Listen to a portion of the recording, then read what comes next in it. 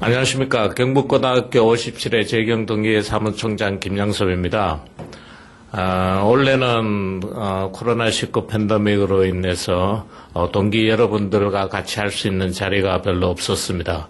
그래서 네 번의 KB57 포럼도 실시하지 못하고 있었는데 그냥 갈 수는 없어서 오늘 전 기획부 차관이셨고 김하동 지금 중앙대 개공교수님을 모시고 국가 채무와 재정 건전성에 대해서 온라인상에서나마 여러분들과 같이 포럼을 개최할 수 있게 되었습니다. 우리 김 차관은 여러분들께서도 잘 아시다시피 전임 회장을 하셨고 경제 분야에 많이 밝으시니까 여러분들이 이런 자리를 통해서 국가 경제에 대해서 한번 생각해보는 좋은 자리가 됐으면 좋겠습니다. 예, 우리 동기 여러분 반갑습니다. 우리 김양섭 총장으로부터 소개받은 김하동입니다. 지금은 하는 일 중에 하나가 대학교에서 한 과목 강의를 하고 있고 그리고는 평범한 생활을 하고 있습니다. 우리 동기회가 57 동기회가 여러 가지 활동을 많이 하고 있습니다만 특히 3년 전부터는 57 포럼이라는 프로그램을 만들어 가지고 동기들의 경험이나 지식이나 정보 각종 유익한 이야기들을 상호 교환하면서 또 친목도 도모하는 그런 자리를 만들어 왔습니다. 3년 전, 2년 전 각 분기별로 4번 정도씩 했는데 올해 들어와서는 계획은 잡았습니다만 코로나 때문에 여러 가지 만남이라든지 모임 이런 대면 어떤 접촉이 굉장히 곤란하고 그런 상황에서 57 포럼을 미루고 왔다가 이제 연말이 다가고 내년도가 곧 들어가는 시점에서 현재 우리 회장단에서 그래도 올해도 57 포럼의 전통을 이어가는 게 좋겠다 이런 고민을 하시다가 대면이 아닌 비대면 강의로라도 한번 해보는 게 좋겠다. 그리고 앞으로 어차피 이 비대면, 언택트 이런 쪽에 생활에 우리가 익숙해져야 되기 때문에 이런 것도 우리가 나이가 들어가지만 한번 시도해 보는 것도 좋겠고 필요하다면은 앞으로 이런 부분 발전시켜 나가겠다. 이런 생각으로 계획을 잡았고 저한테 첫 희생자가 좀 돼달라 그런 부탁이 들어왔습니다. 그래서 오늘 이제 이런 자리에서 만들게 됐는데 여기 교대역 옆에 아주 작은 회의실 공간을 하나 빌려가지고 여러 가지 이 녹화라든지 이런 부분을 준비해서 시작을 하게 됐습니다. 제가 오늘 우리 동기들하고 같이 한번 이야기를 나눠보고자 하는 주제는 국가 채무와 재정 건전성 이런 부분으로 잡았습니다. 사실 국가 채무 문제는 현재 우리나라 경제라든지 앞으로 우리 국가 정책에 굉장히 중요한 이슈, 과제, 숙제 이런 부분으로 되어 있기 때문에 언론에서도 우리가 이 주제에 대해서는 많이 이렇게 접하고 있습니다만 오늘 제가 좀 그런 내용들을 이렇게 정리를 한번 해서 설명을 드리고 여러분 하고 이견을 들었으면 좋겠지만 오늘 당장은 어렵습니다만 나중에라도 이런 부분에 대해서 동기 여러분들의 이견이나 질문 같은 것도 받도록 그렇게 하겠습니다. 자, 그러면은 원래 KB57 온라인 포럼 시작하도록 하겠습니다. 사실 재정, 보통 예산보다 조금 넓은 의미에서는 재정이라고 표현을 하죠. 표현을 하는데 재정이 얼마나 중요하냐 이런 부분들은 우리 경제학자 중에 조지프 슌페터라는 교수죠. 과거에 재정을 이해하고 판독할 수 있는 사람은 국가의 운명을 예측할 수 있다. 이런 말을 한 적이 있습니다. 현재의 우리나라 살림이나 재정의 구조라든지 이런 부분을 우리가 살펴본다면 우리 국가의 장래나 미래가 어떻게 나갈 건지 예측 가능하다. 이런 뜻을 얘기했다고 볼 수 있죠. 사실 조지프 슌페터는 굉장히 유명한 사람입니다. 우리가 보통 지금 많이 쓰는 용어 중에 혁신, 이노베이션, 창조적 파괴, 기업가 정신 이런 정말 우리가 지금 시대에도 가장 널리 쓰이는 그 개념들을 조지프 슌페터가 1930년대에 이렇게 처음으로 사용한 그런 분이죠. 그런 분이 재정에 대해서 이렇게 강조했다는 것은 우리가 얼마만큼 국가의 어떤 운영에 있어서 재정이 중요한지 이해를 할 수 있을 것 같습니다. 대체로 1시간 정도 예정으로 이렇게 이제 안을 구성을 해 봤습니다만 20분 정도 단위로 3번에 걸쳐 나누어서 진행을 하도록 그렇게 하겠습니다. 각종 우리가 통계를 보면 우리 경제가 대체로 지금 어떤 형편에 있는지 짐작을 할 수 있고 또 이해를 할 수 있다고 생각이 됩니다. 그러니까 우리가 매일같이 신문 지상이나 TV 뉴스 같은 데서 각종 경제 통계가 이렇게 발표되고 있지만 대체로는 이렇게 흘러가 듣죠. 굉장히 많은 통계들이 있습니다. 이런 어떤 통계들을 우리 일반적인 사람들이 다 이해하기는 어렵기 때문에 이 중에 예를 들면은 우선에 대표적인 몇 가지 지표에 대해서 살펴본다면은 우리 경제가 현재 건강한지 튼튼한지 아니면 좀 허약한지 이런 부분을 짐작할 수 있다고 생각이 됩니다. 사실 우리가 건강진단을 받을 때도 예를 들면 제가 건강검진을 1년에 한 번 받는다면은 고혈압을 체크하고 당뇨가 어느 정도인지 체크하고 위장 내시경 한 번 하고 그 다음에는 CT 촬영 이런 부분 또 필요하다면은 대장 내시경 같은 거 이런 몇 가지 부분들만 우선의 검진을 해도 거기서 이상 증세가 나오면은 추가로 정밀 검사에 들어가는 이런 절차를 밟고 있죠. 건강검진도 6개의 어떤 항목을 검진하면 우리 몸의 건강 상태를 어느 정도는 짐작할 수 있듯이 경제도 그렇다는 생각을 하게 됐습니다. 그래서 경제 성장률, 수출입, 또 실업, 고용률, 경상수지, 그리고 오늘의 주제인 재정건전성 지표 같은 것들을 유심히 우리가 들여다보면은 우리나라 경제의 현재의 건강 상태 같은 거를 좀 짐작을 할 수 있다고 보는데 우선에 경제 성장률을 보겠습니다. 사실 우리 세대는 고도 성장에 익숙한 세대죠. 70년대, 80년대 10%를 넘나드는 그런 경제 성장률을 기록하다가 최근 수년에 들어와서는 경제 성장률이 3%에서 2% 이 내외로 가고 있는 그런 상황에 있습니다. 작년도에는 경제 성장률이 2%를 기록을 했죠. 그래서 많은 사람들이 이제 걱정을 하고 우리 경제가 좀 약해지고 있다. 그런 분석들을 많이 한 적이 있습니다. 올해는 그런데 이보다 더 심각한 상황이 벌어지고 있죠. 코로나 때문에 아무래도 이제 연말이 곧 다가옵니다만 올해 전체 경제 성장률은 플러스가 아니고 마이너스 1.5% 정도까지 내려가지 않느냐. 한국은행 같은 데서는 그렇게 또 전망을 하고 있습니다. 현재 경제 성장률은 어쨌든 코로나 영향이 큽니다만 굉장히 안 좋다 이렇게 볼 수가 있겠죠. 그래서 이 경제 성장률은 한국은행에서 매 분기별로 이렇게 발표가 됩니다. 이 막대 그래프를 우리가 보고 있으면 특히 어떤 분기에는 좀 성장률이 높고 어떤 분기에는 낮고 또 특정한 어떤 분기에는 마이너스 성장을 또 기록하기도 합니다.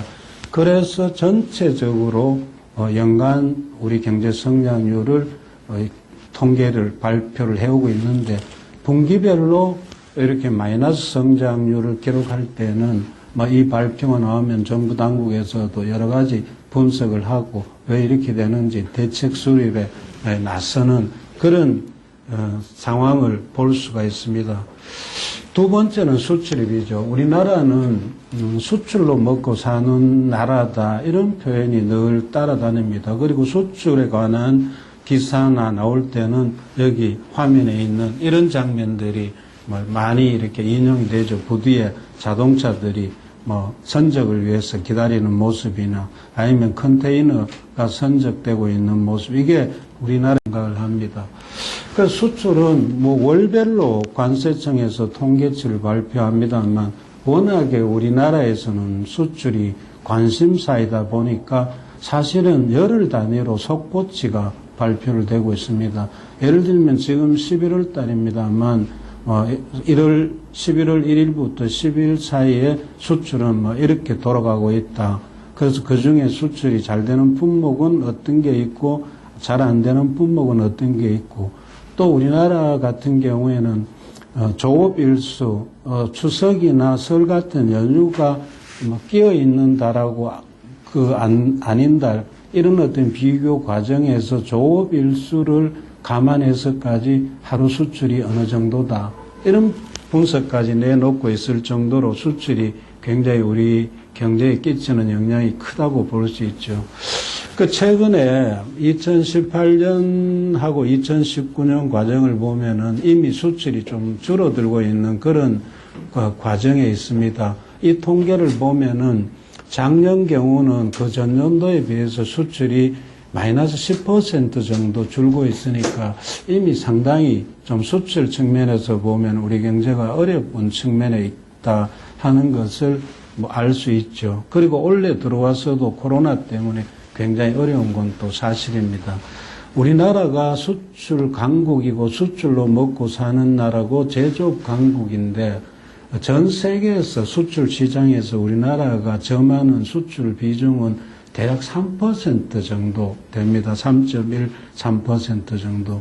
굉장한 규모죠. 그만큼 지난 60년대 초부터 우리가 경제개발 5개년 계획을 통해서 성장을 이룩하고 종합공업을 추진하고 이런 어떤 결실들이 수출 시장에서 점하는 비율도 3%까지 그죠. 이 조그만 나라가 점하게 됐다는 건 사실은 놀라운 일이고 기적이라고도 표현할 수 있겠죠.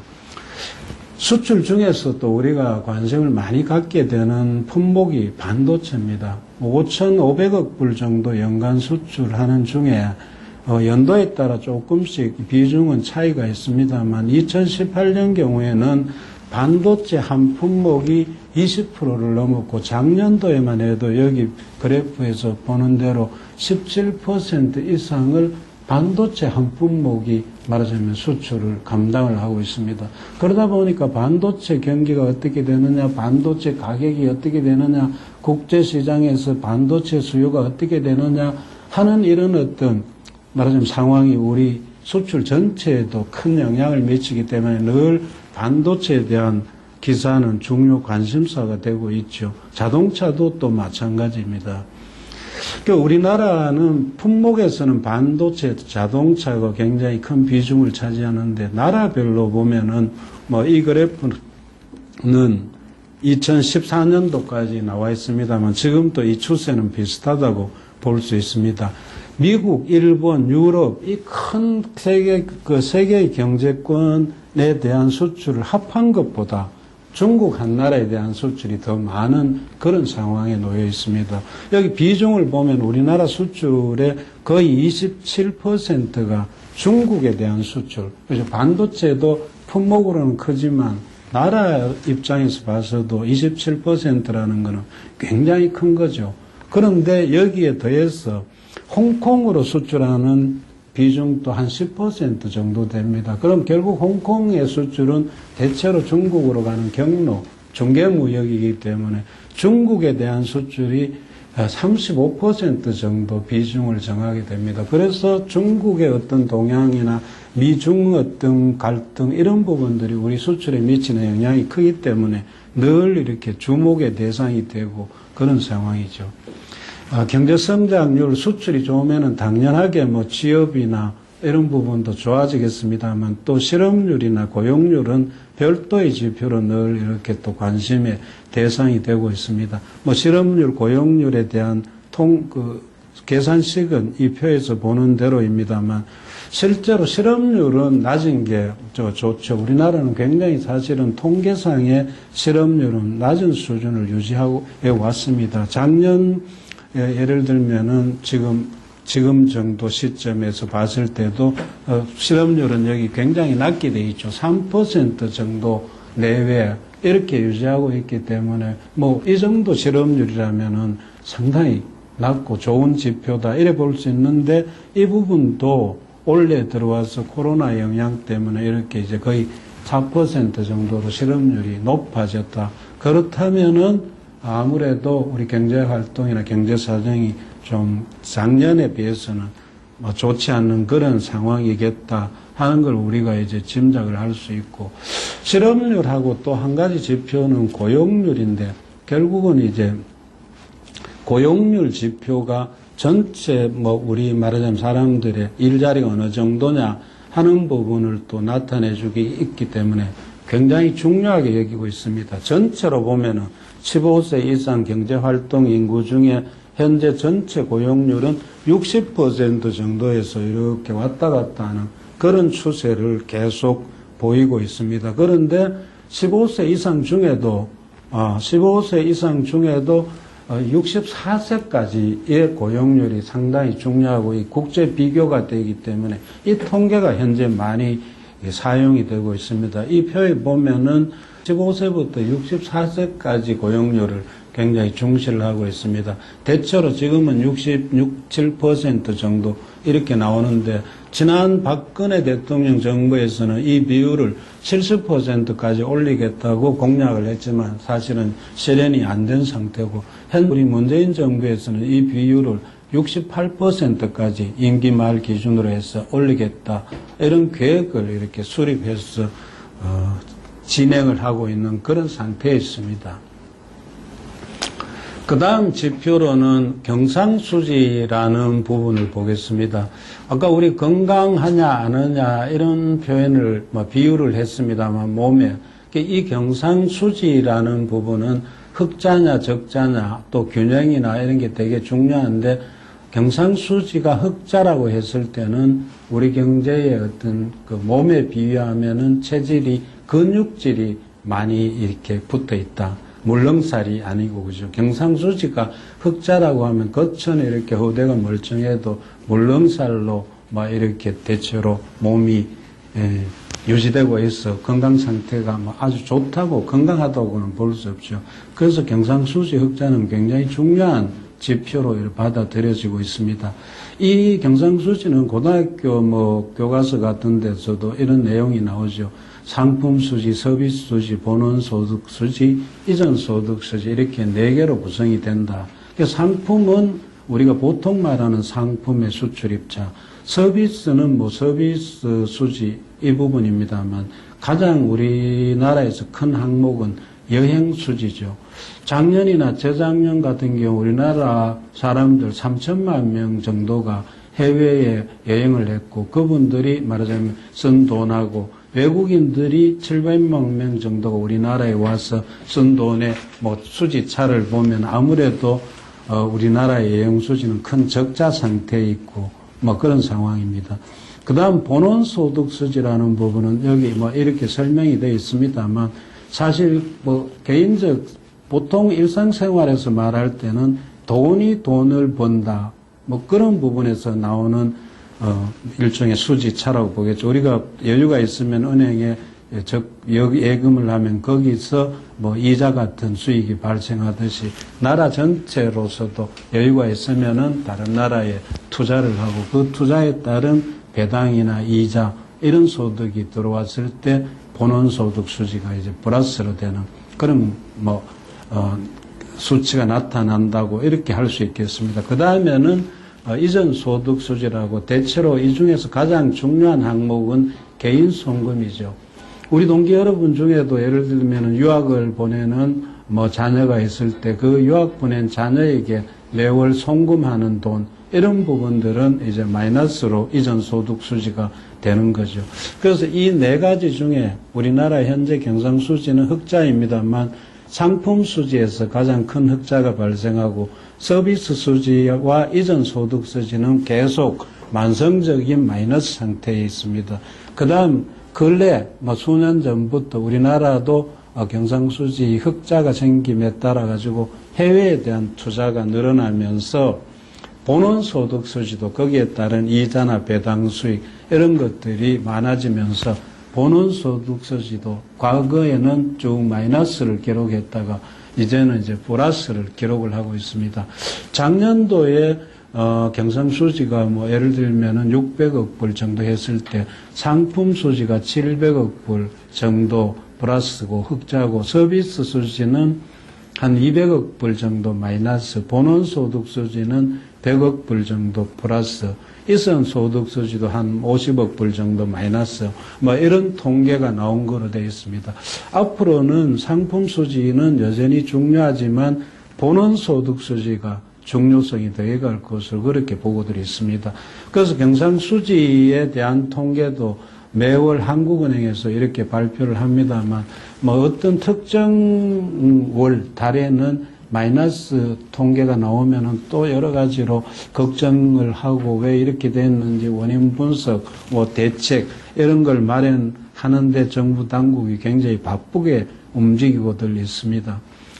연간으로 보면은 우리가 1997년에 IMF 외환 위기를 겪은 이래 경상수지 흑자, 경상수지에 대해서는 약간의 뭐 트라우마 뭐 그런 어떤 비교할 수 있을 정도로 굉장히 예민하게 생각하고 있고, 흑자를 유지하기 위해서 정말 뭐 각고의 노력을 하고 있는 덕분에 계속해서 98년 이후에는 뭐 금액의 차이는 있지만 플러스 상태 흑자를 유지하고 있고, 예를 들면 여기 3년, 4년 이후부터는 800억 불 정도의 경상수지 흑자를 기록을 하고 있습니다.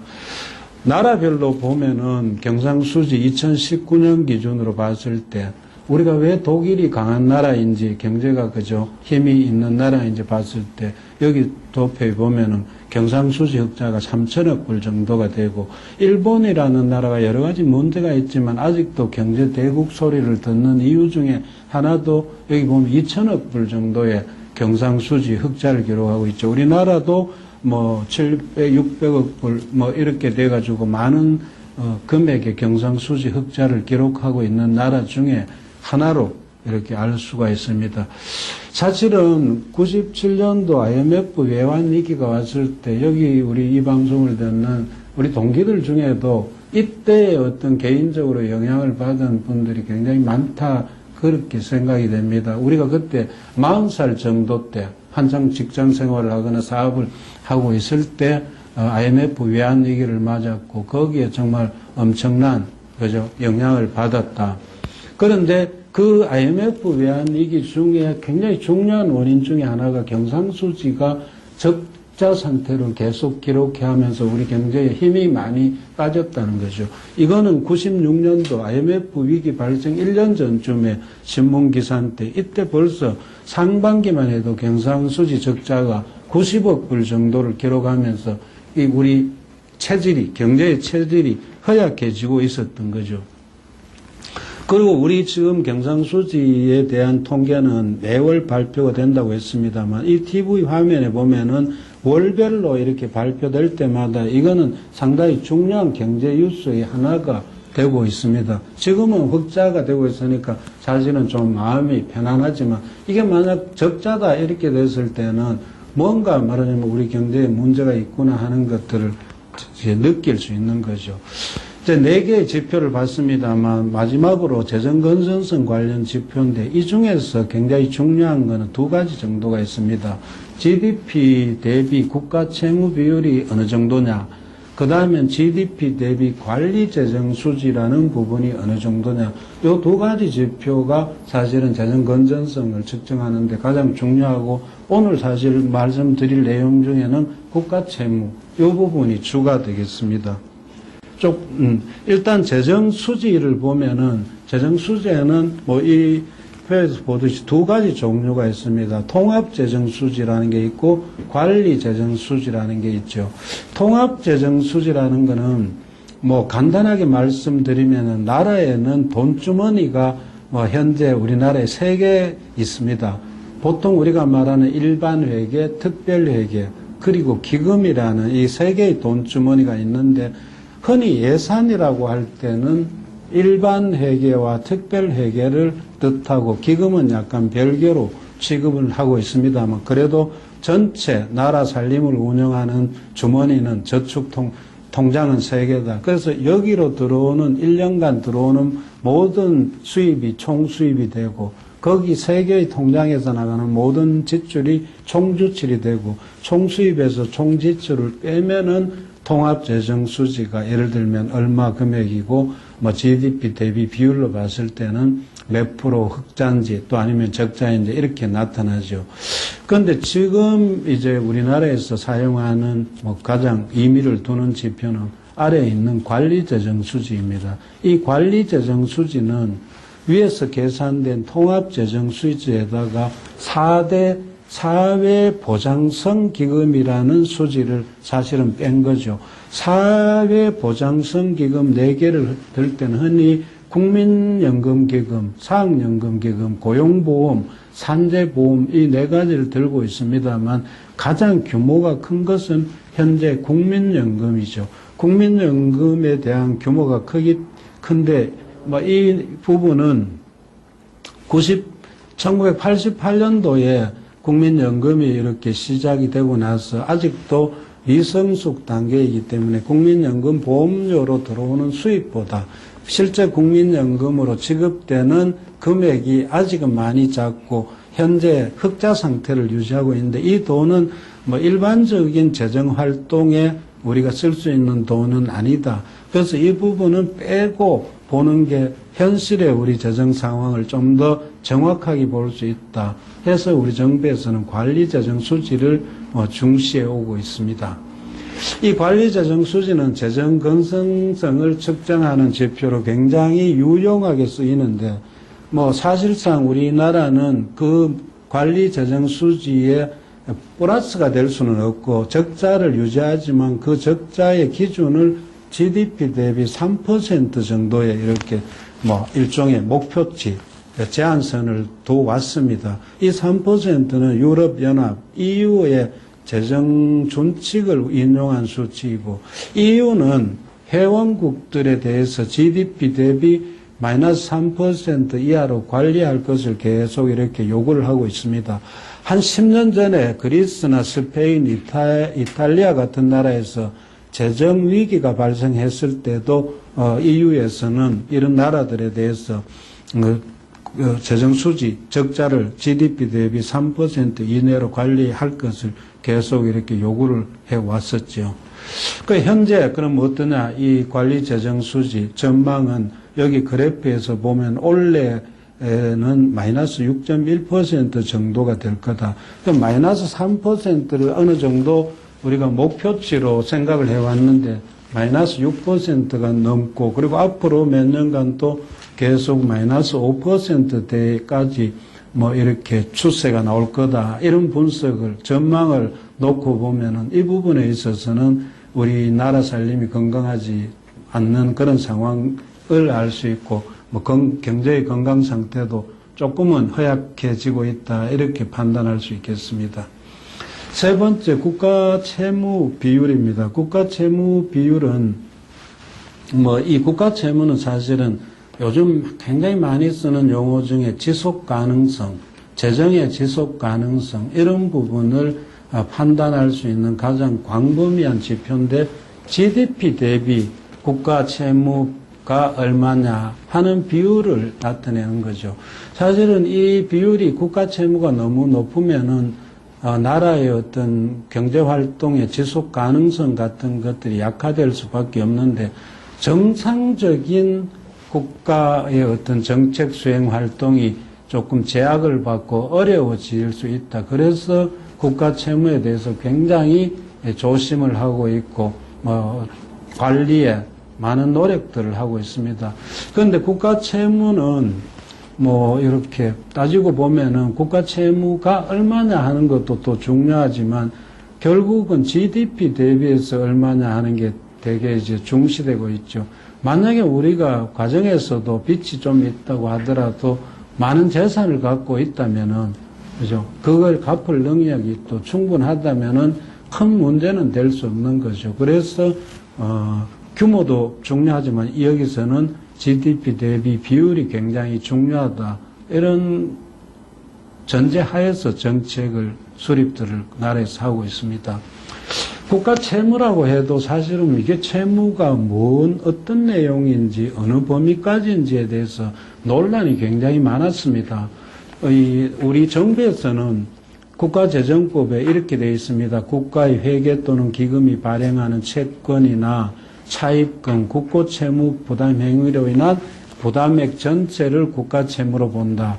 그게 여기서 말하는 D1이라는 겁니다. 이 D1은 이런 어떤 내용으로 구성이 되는데 국가재정법에는 지방정부 채무에 대한 규정은 없습니다만 우리 정부는 편의상 지방정부 채무도 포함해서 국가채무 D1이라는 통계치를 발표해 왔습니다. 오고 있습니다. 그런데 이 D1이라는 수치를 발표하고 나서는 뭐 여러 군데서 학자들이나 정치인들이나 이런 분들이 실제의 우리나라 국가채무가 굉장히 과소 계산이 됐다. 우리나라 국가채무는 정부 발표보다 뭐 굉장히 더 많다. 이런 얘기들을 많이 하다 보니까 기획재정부, 한국은행, KDI 이런 데에 전문가들이 모여서 국가채무를 그럼 어떤 식으로 산정해서 발표한 건지 뭐 몇 년간 예를 들면 검토하고 이렇게 이견을 조율을 했습니다. 그래서 2014년부터 발표하는 방식을 조금 바꿔서 현재 하고 있는데 원래대로 하던 국가채무 D1은 가장 좁은 의미에서의 국가채무로 그대로 발표를 하고 그 다음에 D2라고 해서 이 D1에다가 공공비영리 기관들이 갖고 있는 부채를 포함해서 발표를 하는 그런 통계치도 하나 내고 있고 그 다음에는 세 번째로 가장 광범위한 의미에서 국가 부채라고 해서 공공부문 부채 여기는 D1, D2에다가 비금융공기업 부채까지 포함해서 세 가지 통계로 현재 발표를 하고 있습니다. 이 세 가지 통계를 발표하고 난 2014년 이후에는 국가 채무에 대해서 뭐 아직 완전한 논란이 다 이렇게 정리된 건 아니지만 그래도 뭐 이해 정도가 많이 넓어져서 그 통계에 대한 의무는 좀 많이 사그러든 것으로 그렇게 보입니다. 요 세 가지 통계를 앞에서 이렇게 뭐 설명을 했습니다만 조금 더 포괄하는 범위를 보면은 가장 작은 내모가 국가채무, 좁은 의미에서 D1이죠.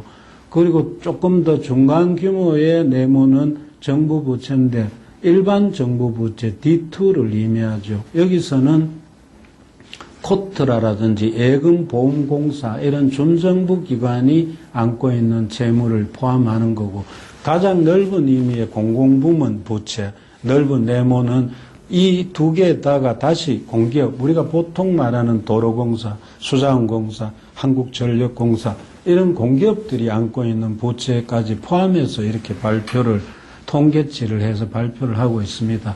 어쨌든 뭐 여러 가지 방식으로 통계를 발표하고 있지만 최근에 어떤 계속적으로 국가 채무가 이래 늘어난다는 것은 이런 그래프를 통해서 알 수 있고 보통 국가 채무를 발표하면서 총액을 발표하고 또 이게 심각성 같은 걸 전달하기 위해서 언론에서는 1인당, 우리 국민 1인당 국가 채무가 얼마를 안고 있다는 뭐 이런 수치까지도 여기서 보듯이 제시를 하고 있습니다. 계속해서 늘어나고 있다.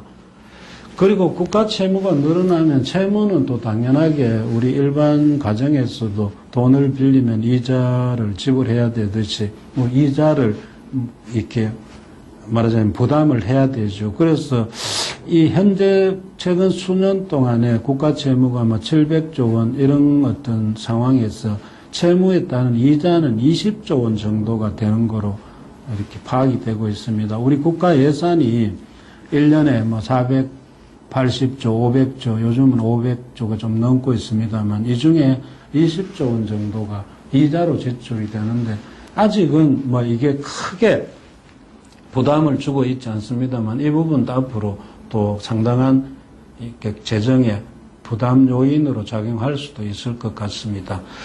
이 부채가 늘어나는 것은 한마디로 얘기하면은 돈을 쓰는 속도는 굉장히 빨라지고 규모가 커지는데 그 돈을 쓰기 위한 세입은 그만큼 거기에 맞춰서 늘어나지 않는다는 거죠. 이 그래프 아주 의미 있게 이렇게 일러스트 한 것 같습니다. 세출에 늘어나는 속도는 발걸음이 빠른데 세입은 따라가지 못하고 이 격차가 매년 쌓이면은 그게 국가 채무로 사실상 계속적으로 누적되는 그런 과정을 거치고 있죠. 현재는 어쨌든 세출이 속도가 빠르고 세입은 좀 늦다. 그 D1을 가지고 그래프로 보면 우리가 쭉 2000년대 이후에, 2010년 이후에 이런 모양새를 띄고 있습니다. 처음에 몇 년간은 30% 초, 그 다음에 쭉 늘어서 30% 이렇게 후반, 이렇게 가다가 지금은 원래는 뭐 급격하게 이렇게 이제 올라가는 이런 모양새가 됐죠. 이건 이제 코로나에 따른 추가 경정 예산안 같은 걸 통해서 국채를 발행하다 보니까 이런 이제 모양새가 나오게 됐습니다. D2 같은 경우에는 그래프로 보면 우리나라는 여기 42.5% 정도 이렇게 나오고 있습니다. 그래서 다른 나라들하고 비교해 보면은 이게 D2에 따른 정부 부채가 국제적인 비교 통계치로 많이 사용이 되고 있습니다만 뭐 OECD 선진국 중에서도 굉장히 낮고 뭐 건전하다고 이렇게 평가를 받고 있습니다. 이 중에 OECD 그 평균은 이 부분이 110% 정도 되는데 우리나라는 뭐 40% 초반이니까 굉장히 여유가 있다고 봐야 되겠죠. 특히 OECD 국가 중에서 가장 부채 비율이 높은 나라, OECD뿐만 아니라 사실상 세계에서 부채 비율이 가장 높은 나라는 일본으로 되어 있습니다. 여기 통계치는 233입니다만 하여간에 우리나라에 비해서는 굉장히 많은 부채를 안고 있죠. D3 공공부문 부채를 공식적으로 추계해서 발표하는 나라는 우리나라 정부에서 조사를 해보니까 세계에서 한 7개 정도밖에 안 되더라. 그죠? 그래도 우리나라는 이 통계치를 발표하는데 이 통계치에 의하면은 우리나라 국가채무 현재 60% 정도 GDP 대비. 그리고 이 통계에 의하면 일본 같은 경우에는 250%가 넘게 이렇게 나오고 있죠. 그래서 D1, D2, D3 이렇게 늘어나고는 있지만 뭐 OECD 평균이나 국제적인 어떤 수준에서 보면 좀 아직은 좀 많이 낮은 건 사실이다. 이거는 뭐 이렇게 분석할 수 있겠습니다. 그 일본이 앞에서 뭐 이렇게 통계를 내나 저렇게 통계를 내나 GDP 대비 230%, 250%라면은 뭐 엄청나게 위험할 것 같잖아요. 사실 많은 사람들은 일본이 뭐 무너지거나 뭐 심지어 예를 들면은 망한다 뭐 이런 경우가 생길 경우 그 주된 원인은 국가 채무 아닌가 이런 분석도 하고 있습니다.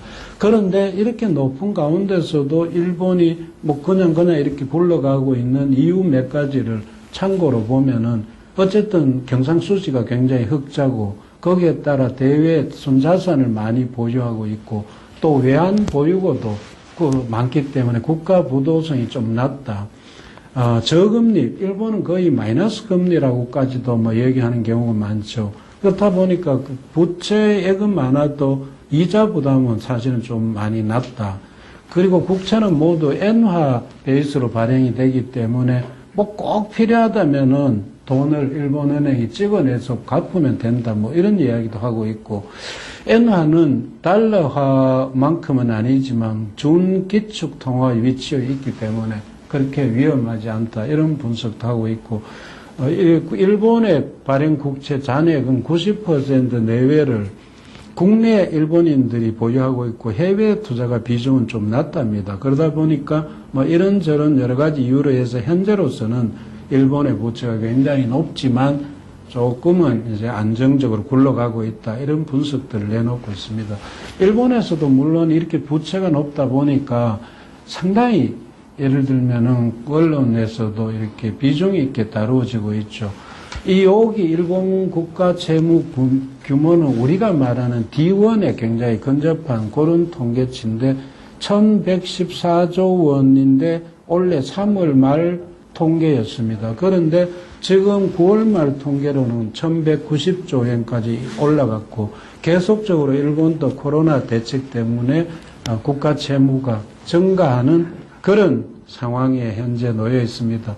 그 재정 경직성 이야기했습니다만 일본의 그 연간 일반 회계 예산은 100조 원 조금 넘습니다. 101조 뭐 예를 들면 이렇게 대책은 돼 있는데 이 중에 국채 이자하고 원리금을 갚는 예산이 23조 원 정도가 돼서 거의 4분의 1이 이 예산 중에 4분의 1이 원리금 빚을 말하자면 관계되는 부분을 갚는 데 쓰고 있으니까 아무래도 재정 활동이 굉장히 위축될 수밖에 없는 거고 그 부분이 일본의 장래에 굉장히 먹구름을 들이오고 있는 거 아니냐 이렇게 할 수 있습니다. 자, 잠시 쉬도록 하겠습니다. 예, 어쨌든 전체적으로 국가 채무가 늘어나는 과정이 있기 때문에 이런저런 걱정도 많고 또 대책 같은 것들을 만들어 온 게 사실이죠. 그럼 이번 편에서는 그동안의 재정 건전성 유지를 위해서 어떤 노력을 해왔는지 간략하게 한번 보도록 하겠습니다. 재정 건전성에 대해서 관심이 증대된 배경, 주로 국가 채무 문제에 관심이 증대된 배경은 2004, 5, 6년도경에 우리 정부에서 이런 논의들이 많았고 대책 같은 걸 수립했습니다. 직접적인 원인은 IMF 위기 극복하는 과정에서 공적 자금이 기업이나 은행 같은 데 많이 투입이 됐고 그 공적 자금 중에 상당 부분을 정부가 국가 채무로 일단 더안게 된 건데 그때 당시에 금액으로는 169조 원 공적 자금 중에 49조 원을 정부가 대신 빚으로 더안게 됐습니다. 그러니까 갑자기 그전에는 국가 채무에 대해서 크게 중요한 이런 부분 걱정을 안 했는데 이 부분이 이렇게 되면서 국가 채무가 늘어나면서 관심이 많이 증대가 됐고 당시에 98년도, 99년도 이때쯤에는 많은 기업들이 대기업들 중에도 많이 도산하고 구조조정이 일어나면서 실업자도 거의 150만 명가량 생겼다고 그런 통계가 나와 있듯이 어려운 사람들, 어려운 기업들이 많이 생기는 가운데 우리나라가 당시에는 사회 안전망이 그렇게 잘 정비가 돼 있지 않다 보니까 응급 조치로서 이분들에 대한 지원책을 마련하는 중에 적자국채를 또 발행을 했다. 그래서 이 두 부분이 국가 채무가 갑자기 이렇게 늘어난 배경이고 그 다음에는 우리가 경제 발전을 이렇게 하면서 60년대부터 시작해서 40년이 지나면서 경제 규모도 커지고 나라가 이렇게 좀 빵빵해지다 보니까 당연히 나라 살림의 규모도 굉장히 이렇게 늘어나는 그런 현상이 당연하게 발생을 했습니다. 통계에 의하면은 60년대 초에 비해서 40년이 지났을 때 우리나라 재정 규모가 3,000배 정도 증가를 했다고 그럽니다.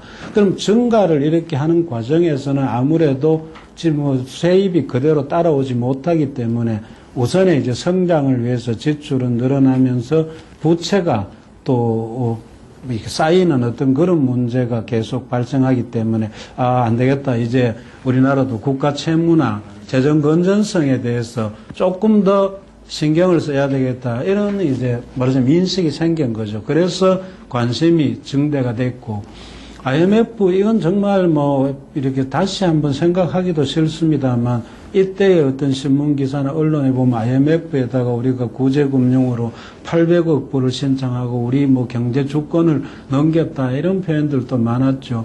여기 보면은 IMF 550억 불 우선에 1차 지원 합의를 했는데 향후 3년간 경제 주권을 상실했다. 이거 그때 우리 정말 다 가슴 아프게 받아들인 뉴스죠.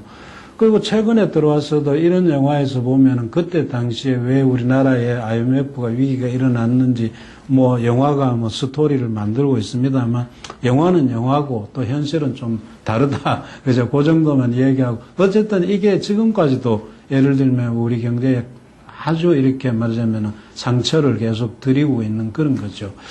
그래서 정부는 몇 가지 방법을 좀 생각을 했습니다. 우선에 재정 규모 증가율을 억제를 해야 되겠다. 그러면 자연스럽게 예를 들면 국가 채무가 늘어나는 속도를 억제할 수 있다. 이런 내용이죠. 그래서 그 방식의 하나로 톱다운 예산 편성 제도를 도입을 했습니다. 그전에는 바텀업이라고 해서 각 부처에서 이렇게 요구할 것들을 다 쌓아가지고 재정당국에 요구를 하면 재정당국에서 하나하나 이렇게 사정해 가면서 삭감하는 그런 방식으로 예산을 편성했는데 이때부터는 일단 다음 연도 예산의 총 규모 증가율을 총액을 일단 주는 거죠.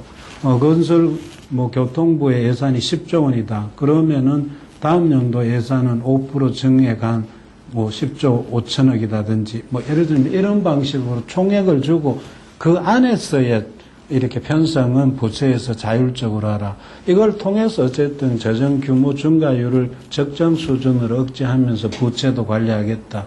이런 내용이고 이걸 보통 실링이라는 말로 많이 표현을 했습니다. 지금 공식 용어로는 총액 배분 자율 편성 예산 제도다. 이렇게 이제 부르고 있죠. 이거 제도를 도입했고 국가 재정 운영 계획을 수립을 하기 시작했습니다. 이 계획은 5년 단위 계획인데 매년 예산을 수립하다 보면 특정 이렇게 뭐 지출 증가율이 늘어날 수 있는 이런 부분이 생길 수 있죠. 그런데 단년도 예산으로는 전체 지출 어떤 증가율 같은 걸 통제가 좀 곤란하기 때문에 시계를 5년 정도로 늘려서 만약에 우리가 이제 재정 운영을 하게 되면은 좀 더 지출에 대한 통제가 쉬워질 수 있지 않느냐. 그런 부분이 국가 재정 운용 계획에 이렇게 반영이 됐습니다. 2006년도부터 시작을 했습니다만 매년 이렇게 이제 바뀌게 되죠. 롤링 플랜이라 뭐 그런 표현을 쓰죠. 이 중에 하나 보면 중기 재정 운영의 목표 3번에는 재정 규율 강화를 통한 재정 건전성 회복, 관리 재정 수지와 국가 채무를 안정적으로 관리한다. 이 부분이 국가 재정 운용 계획을 수립하는 굉장히 중요한 계획이 목적으로 되어 있습니다. 그래서 보통 이제 5년 단위로 올해부터 앞으로 5년간 이런 정도로 재정 지출 증가를 가져가겠다 이렇게 하죠. 이 내용은 지금 현재 우리 문재인 대통령 정부 시작할 때 2018년부터 2022년까지인데 여기 우리가 글씨를 자세히 보면은 연평균 증가율은 7.3%다 5년 동안. 그런데 앞부분에서는 7.1, 9.7 이게 굉장히 높죠. 그럼 7.3은 평균인데 그 후반에 가서는 낮아져 가지고 전체적으로는 7.3%. 고속도로 우리 이제 운행하다 보면 구간 단속 구간 뭐 이런 부분이 있습니다. 그러니까 뭐 40km 동안에 100km인데 그 중간에서 뭐 110km 달리기다가도 100을 맞추려면 후반에 가서는 90km로 낮춘다든지 그런 내용이죠. 우리나라는 대통령이 5년 임기다 보니까 그 임기 초반에는 뭐 하고 싶은 일도 많고 해서 지출을 좀 늘리고 대신에 후반기에 들어가서는 줄여서 전체적으로는 관리해 나가겠습니다. 이런 게 일반적인 사실은 패턴인데 실제로는 뭐 이렇게 되지 못하는 경우가 굉장히 많습니다. 여기 7.1%는 사실 계획하고 비슷하고 2019년 9.5%도 뭐 계획하고 비슷한데 원래대로 2020년은 예를 들면 7.3% 해야 되는데 여기 보면 9.3%로 이렇게 나와 있죠. 벌써 계획이 하고 괴리가 발생하는 거고 이거는 본 예산만 가지고 이렇게 되고 있습니다만 추가 경정 예산안까지 하면 더 이렇게 비율이 늘어나는 모습이죠. 현재 국회에 나가 있는 2021년도 예산안은 증가율이 8.5%로 되어 있습니다. 이 부분도 뭐 원래 국가재정운영계획상에는 6.2% 하겠다 했는데 지금은 8.5%. 계속 이렇게 괴리가 말하자면 늘어나면서 국가재정운영계획에 뭐 예를 들면 당초의 계획대로 가지 못하고 있는 그런 약간 문제점도 노출이 되고 있습니다. 그리고 앞에 톱다운이나 국가재정운영계획 이걸 통해서 재정을 지출을 관리하고 부채를 관리하려면 뭔가 이렇게 권한 있는 어떤 그런 분이 결정을 해줘야 되는데 그러려면은 기획재정부가 각 부처를 일일이 통제하기는 이제 굉장히 어렵습니다.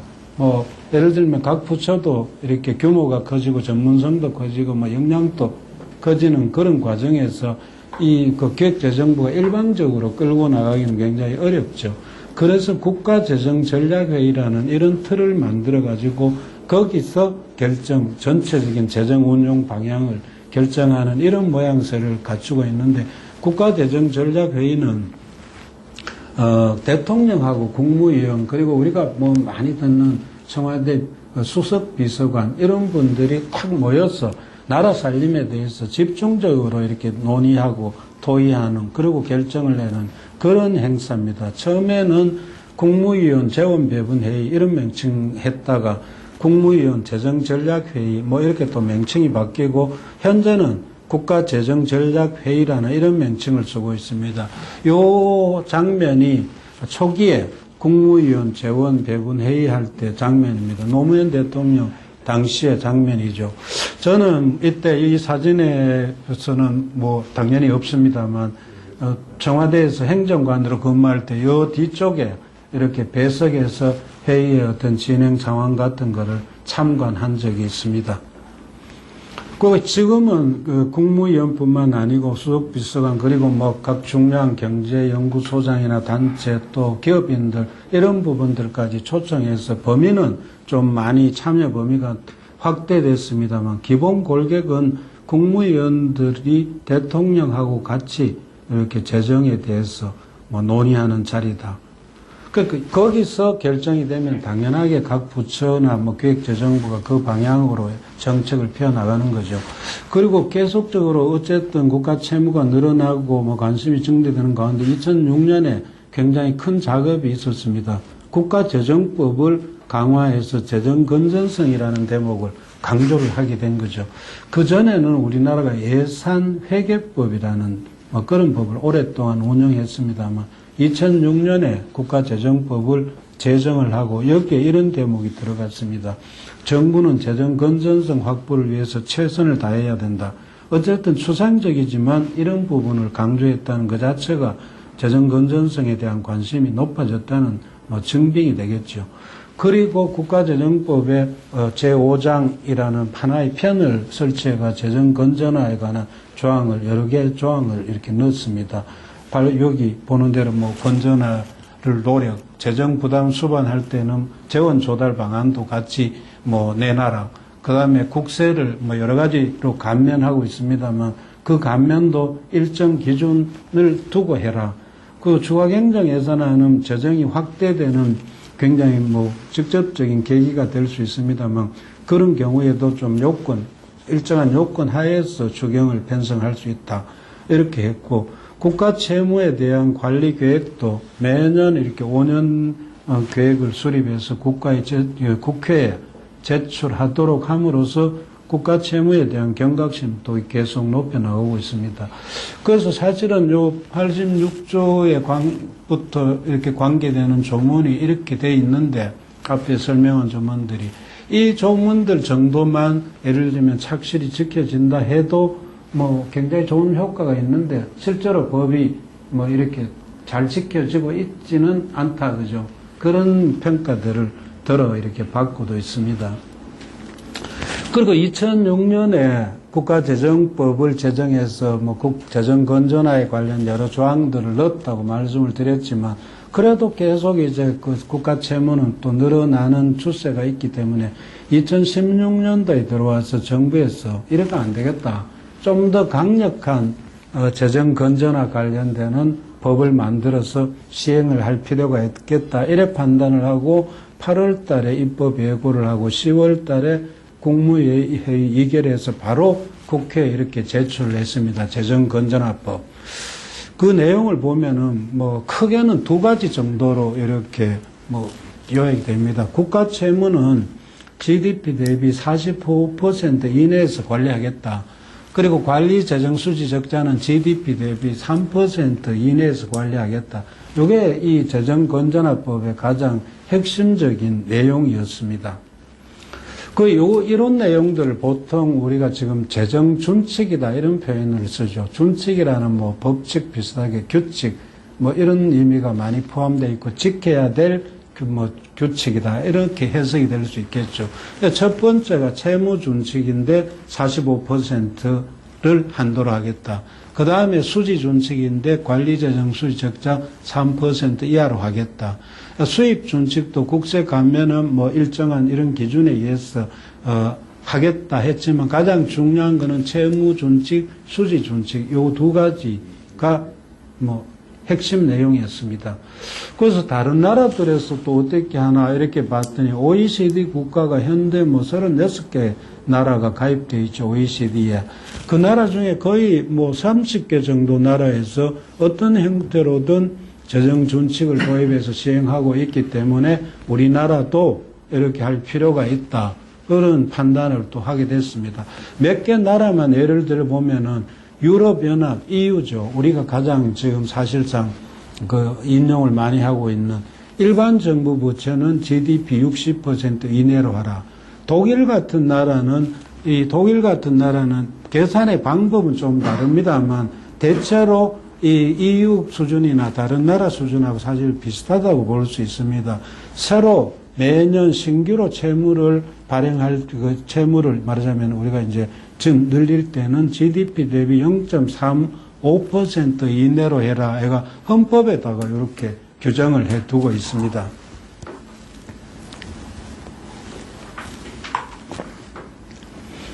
자, 이제 이렇게 이제 그 건전화법을 냈습니다만, 뭐 여러분 아시는 대로 2016년 10월에 냈지만, 그때부터 우리 뭐 전국이 박근혜 대통령 탄핵 뭐 여러 가지 어떤 전국이 돌아가는 상황 속에 이 법안은 제대로 논의가 되지 못한 상태에서 흐지부지 됐고, 올해 들어와서 21대 국회가 5월 달에 이렇게 새로 시작하면서 저 법안 자체는 자동으로 폐기가 된 상태입니다.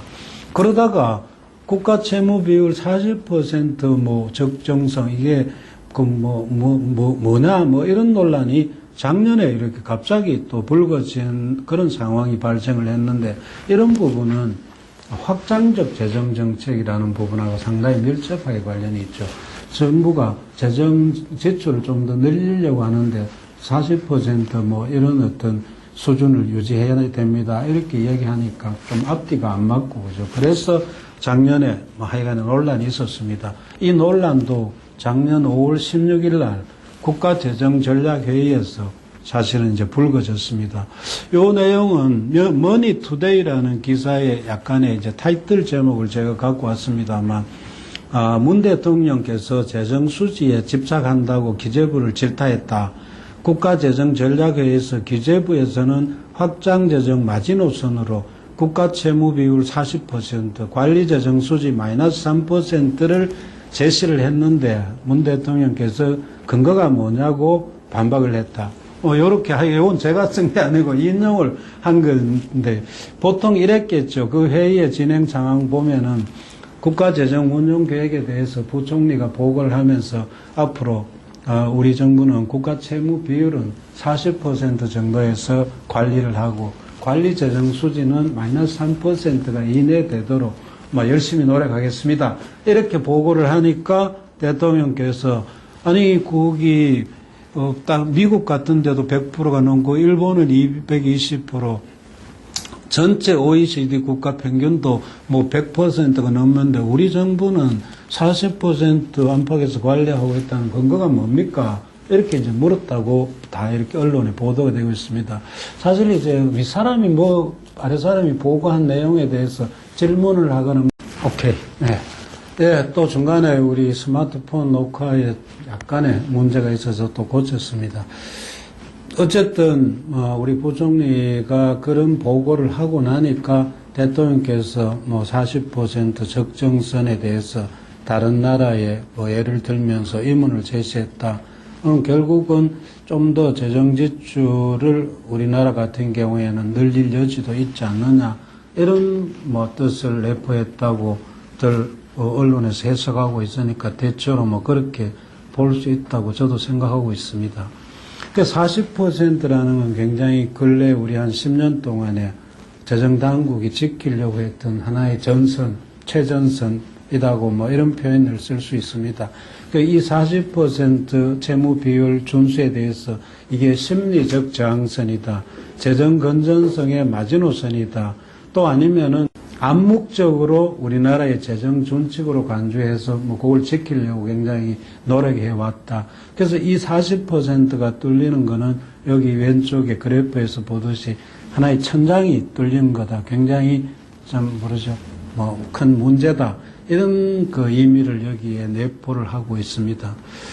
그래서 40% 근거가 뭐냐, 이 케이스는 저일 수도 있고 일반 사람들일 수도 있습니다만, 재정당국이 암묵적으로 목표치 또는 한계치로 설정한 거고, 앞에서 설명이 있었습니다만, 92년 EU의 어떤 기준을 우리가 참고를 한 거다.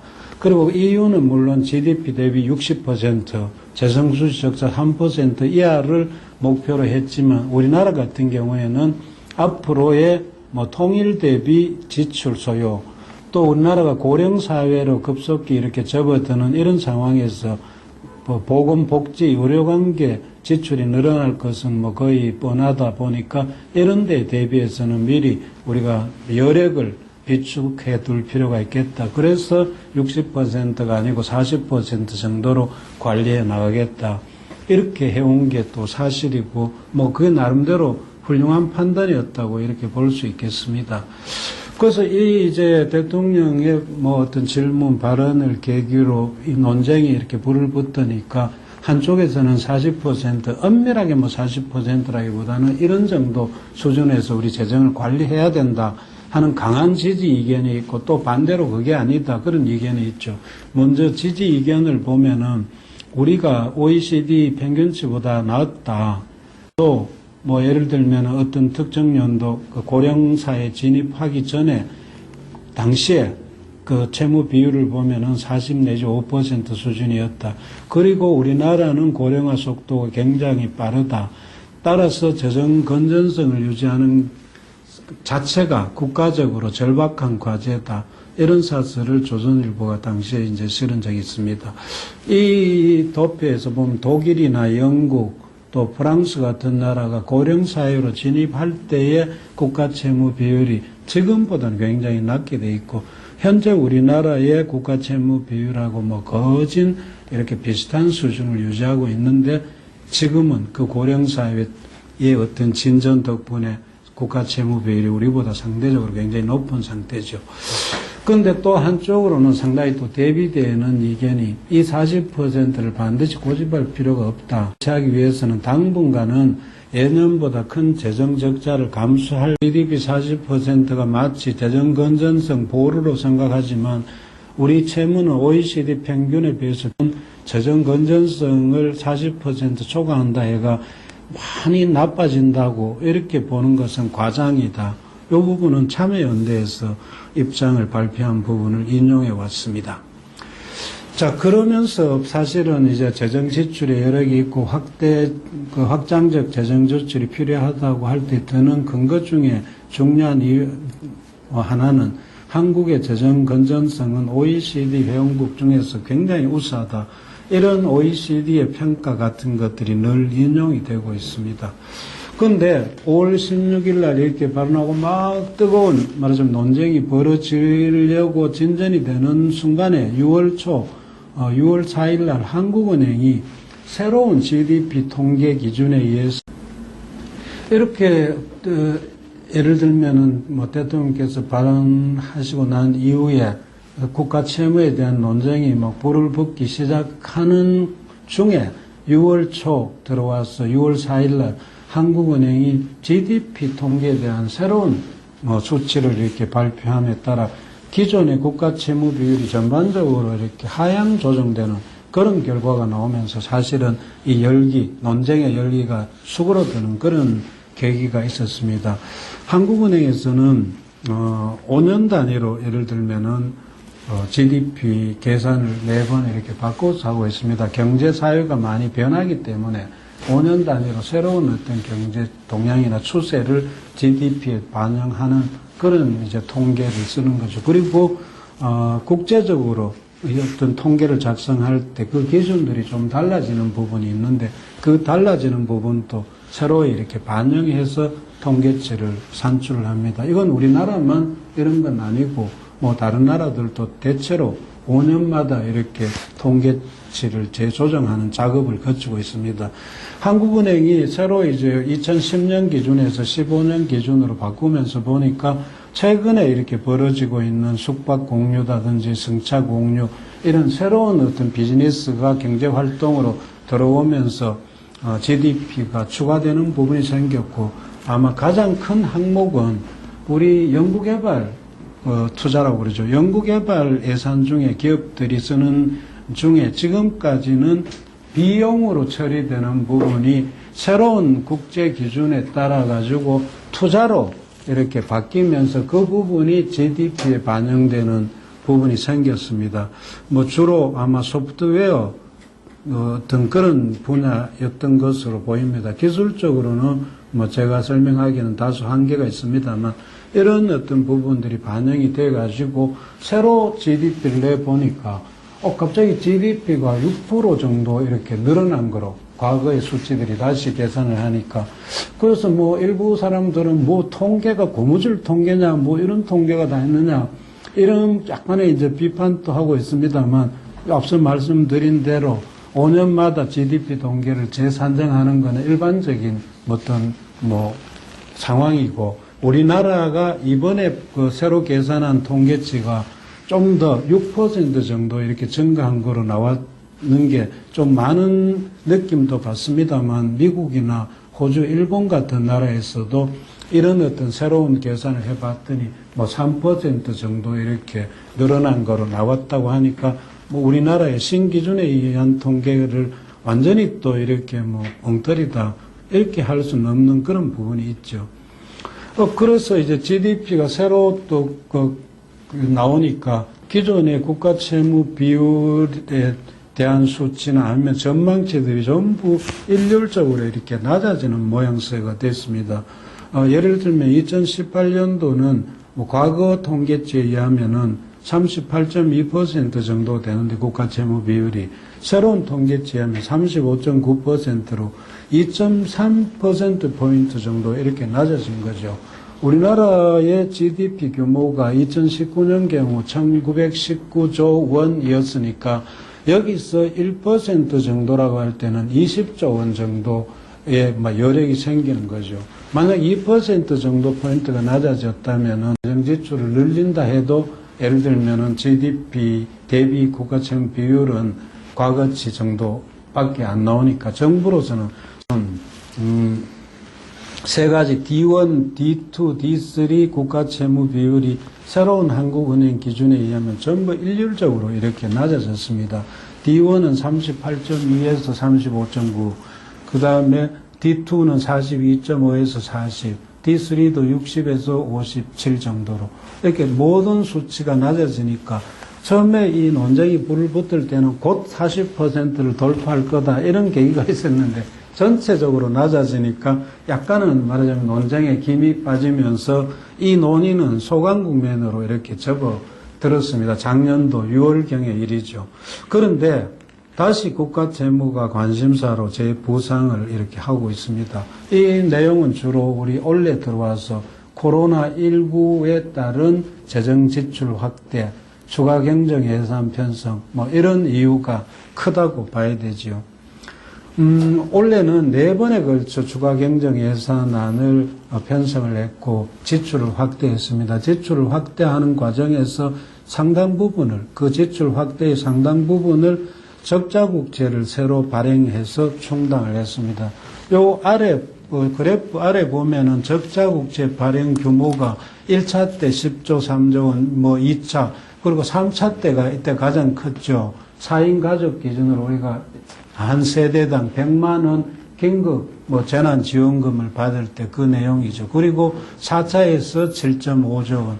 그러니까 총으로 하면은 이게 42조 원 정도가 추가로 예를 들면은 코로나 대책 때문에 국채가 늘어나는 결과가 되면서 당초 예상했던 것보다도 국가 채무 비율도 금액도 늘어나고 올해 마지막 통계에 의하면은 처음에 원래 예산에는 40%가 좀 안 될 거로 봤는데 43.9% 정도 수치가 나오는 거로 예상들을 하고 있습니다.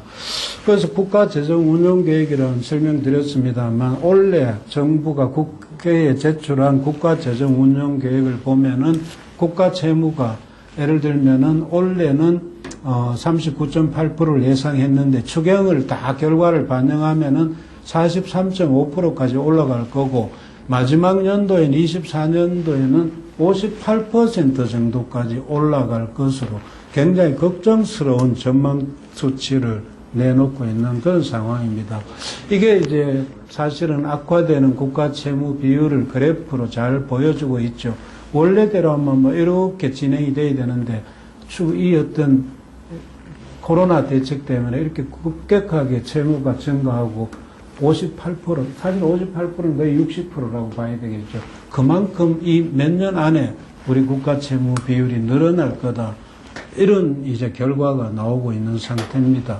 그러니까 국가 채무가 굉장히 늘어나니까 예를 들면은 당장에 뭐 국가 재정 지출을 줄이기는 어렵지만 그래도 앞으로에 대비해서 이 부분을 관리해 나가야 되겠다 하는 게 이제 또 재정 당국의 걱정거리가 됐고 당장 대응책을 마련해야 될 필요성이 생겼기 때문에 지난번 2016년도 재정건전화법에서 재정준칙을 도입하려다가 흐지부지 됐다고 설명을 드렸잖아요. 그 부분이 사실은 다시 드러나면서 이 부분에 대해서 기획재정부, 재정당국에서 새로운 어떤 도입 방안을 발표를 했습니다. 지난 10월 5일이죠. 지난달 10월 5일에 경제부총리가 한국형 재정준칙 도입 방안으로 발표를 했는데 여기서도 가장 이제 핵심되는 내용은 GDP 대비 국가 채무 비율이 얼마를 할 거냐.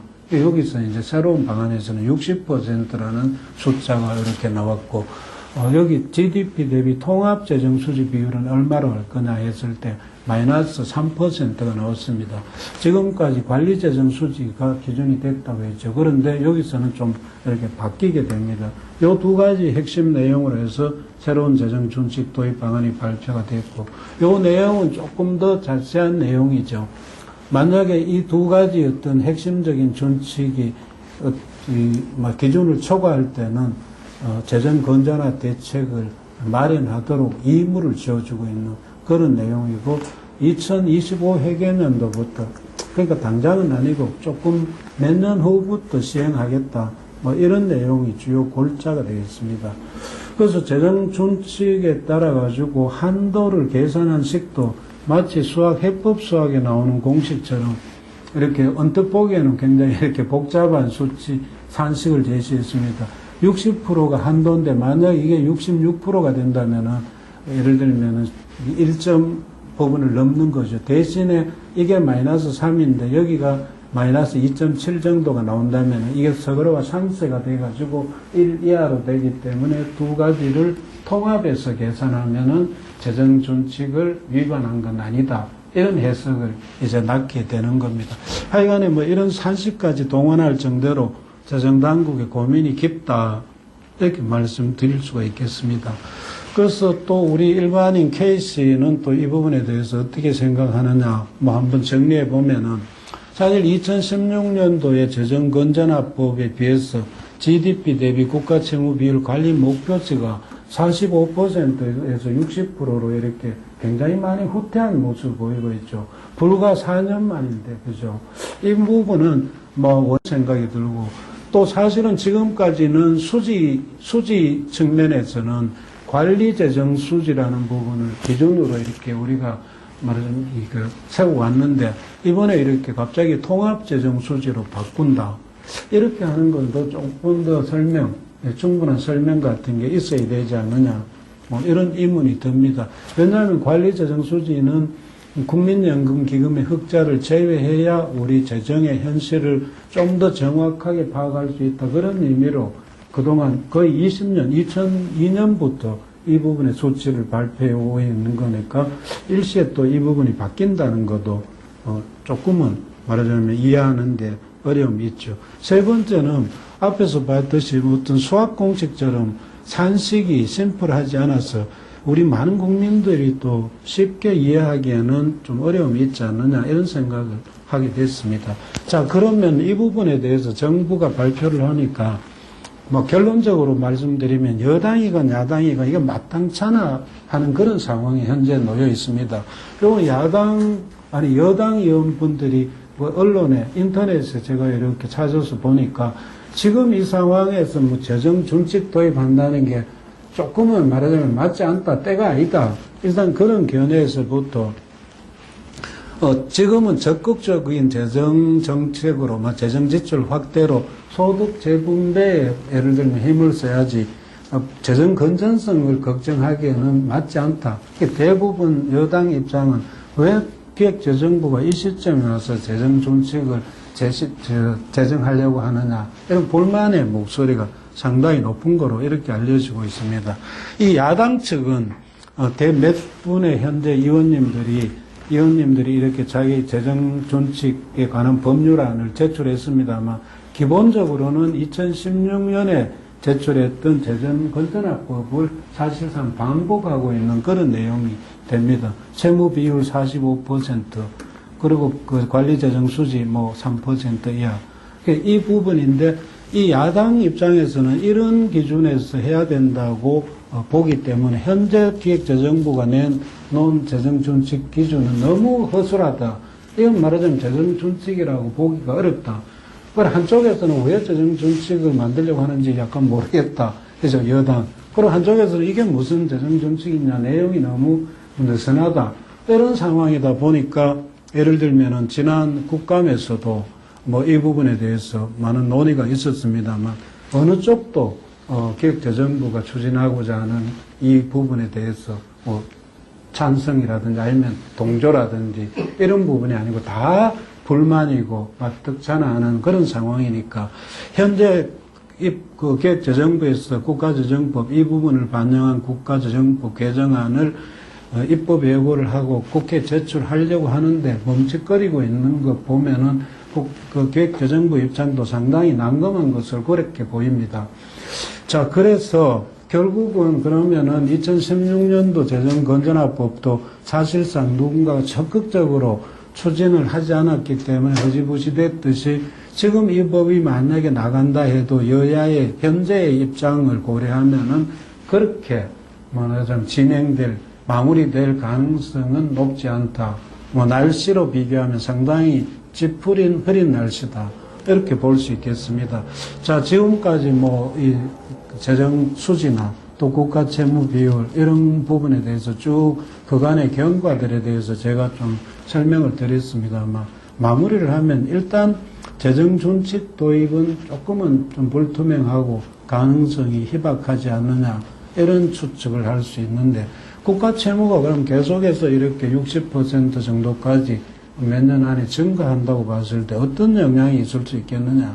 몇 가지만 뭐 예를 들면은 국가 신용 등급 평가에 굉장히 부정적으로 작용할 수 있을 것 같아. 우리 국가 신용 등급 평가를 하는 국제기관은 대략 세 가지가 있죠. 예를 들면 무디스, 피치, S&P 이런 어떤 기관에서 국가 신용 등급 평가나 기업에 어떤 신용 등급 평가를 하는 그게 막 굉장히 큰 뉴스로 이렇게 보도가 되고 있죠. 그런데 우리나라 국가 신용 등급은 중국이나 일본보다 훨씬 한 단계 아니면 두 단계 정도 다 높게 이렇게 평가를 받고 있습니다, 현재. 근데 그 좋게 평가받고 있는 이유 중에 굉장히 중요한 항목은 뭐냐 하면은 재정 건전성이 좋다는 거죠. 우리나라 국가의 재정의 지속 가능성, 이 부분이 높은 점수를 받고 있어가지고 국가 신용 등급 평가에 대해 반영이 되는데, 만약 앞으로 이렇게 우리나라 국가 채무 비율이 높아진다면 이 신용 등급 평가에서도 뭐 좋지 않는 영향이 줄지도 모르겠다. 이런 이야기를 드릴 수 있고, 재정 경직성 얘기를 한번 했고, 일본 경우에는 거의 일반회계 예산의 4분의 1을 원리금 상환에 쓰고 있다. 굉장히 문제다. 이런 말씀을 드렸고, 우리나라는 아직은 20조 원 정도로 연간 예산 규모에 비해서는 좀 낮다. 그건 이유가 뭐냐? 이자율이 낮기 때문이다. 그죠? 근데 이자율이라는 것도 계속 이렇게 그러면 낮은 상태로 유지가 될 거냐? 만약에 이자율이 지금보다 조금만 더 높아진다면 우리 이자 부담 같은 게 굉장히 늘어난다. 그랬을 때 재정의 경직성 이런 부분에 문제가 생길 수 있다. 세 번째는 지금 올해나 내년 그 후년 정도까지 때문에 지출에 대한 어떤 증가가 계속 될 수밖에 없고 국가 채무 관리 부분은 좀 상대적으로 중요성이 후순위로 밀리겠지만 코로나가 진정되고 난 후라면은 이렇게 늘어난 국가 채무에 대해서 어떻게 줄여나갈 거냐 이런 부분에 대한 고민이 나올 수밖에 없고 그런 과정에서 새로운 그런 재원 확충 방안이 뭐냐 이런 게 제기될 것 같죠. 그러면은 결국은 국민들 중에 어떤 새로운 재원 부담안에 대해서 부담을 해야 될 층이 생기는 거고 새로운 세목은 아니더라도 기존의 어떤 재정 부담보다는 국민들 부담이 조금 더 많아질 수가 있겠다. 그런 예측들을 할 수 있겠죠.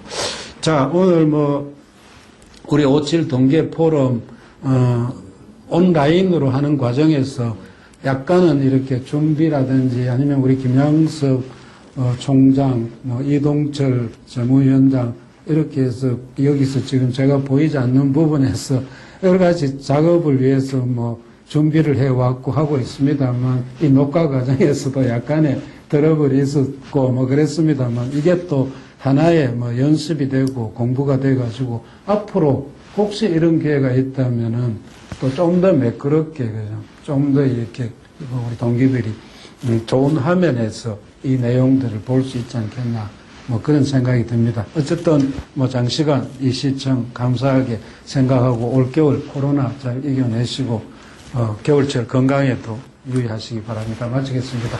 김원호입니다.